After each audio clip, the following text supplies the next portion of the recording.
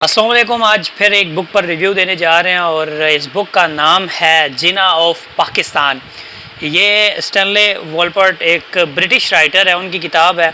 इन्होंने बहुत सारी किताबें लिखी हैं, लेकिन इनकी भी सबसे मशहूर किताब जो है वो यही है, जिना ऑफ पाकिस्तान।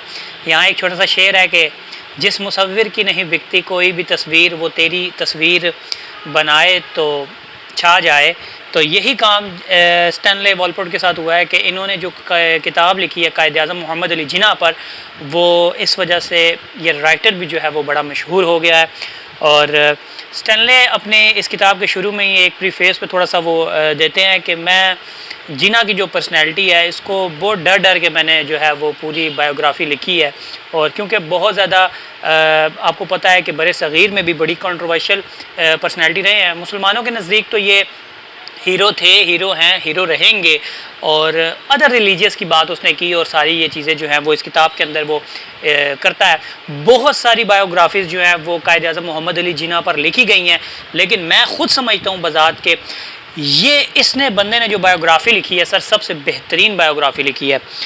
इसके अंदर आपको कायद-ए-आज़म मोहम्मद अली जिन्ना का चाइल्डहुड भी मिलेगा, जवानी मिलेगी, वो लंदन के दिन मिलेंगे, फिर उसके बाद सियासत मिलेगी जो वापस आके उन्होंने बड़े सग़ीर में की।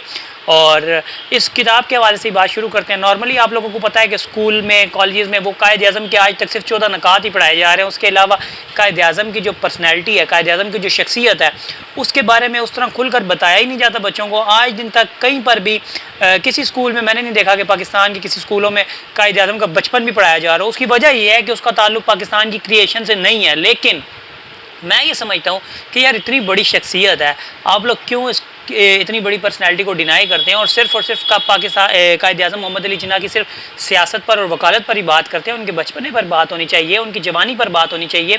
तो इस किताब के अंदर आपको कायद-ए-आज़म मोहम्मद अली का जो बचपन है वो मिलेगा।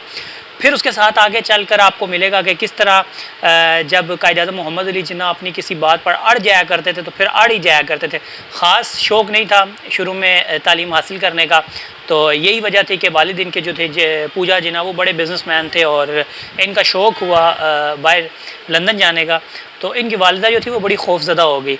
उन्होंने कहा कि माशाल्लाह खूबसूरत भी हैं, लंबे भी हैं, टॉल हैं, तो कहीं बाहर जाकर आप लोगों को मालूम है कि कोई गोरी पसंद करेंगे, शादी कर लेंगे तो शायद वापस ना। इस तरह की जो क्योंकि नॉर्मल ह्यूमन कायद-ए-आज़म मोहम्मद अली जिन्ना और जो उनकी वालिदा हैं वो भी ह्यूमन है, तो फिर इस तरह की जो सोचें हैं वो इंसान के अंदर जन्म ले लेती हैं, पैदा हो जाती हैं।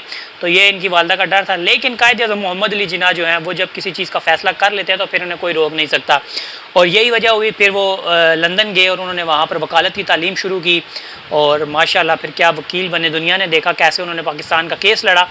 फिर जब वहाँ से वापस आए पाकिस्तान, बड़े सग़ीर सॉरी, तो ये जो ख़िता एक ही था, पाकिस्तान अलग है। और क्योंकि कराची में पैदा हुए तो ये पाकिस्तानी शुरू से ही थे, आप कहेंगे बॉर्न पाकिस्तानी थे।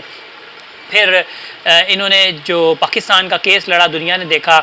और किस तो आप लोगों के लिए एक किताब है ट्रेन टू पाकिस्तान, खुशवंत सिंह की वो किताब है, वो ज़रूर पढ़ें। और तहरीक पाकिस्तान के वक्त की जो हालात वाक़यात है वो आप लोग ज़रूर पढ़ें, आप लोगों को पता चल जाएगा कि कितना अमन और सुकून था।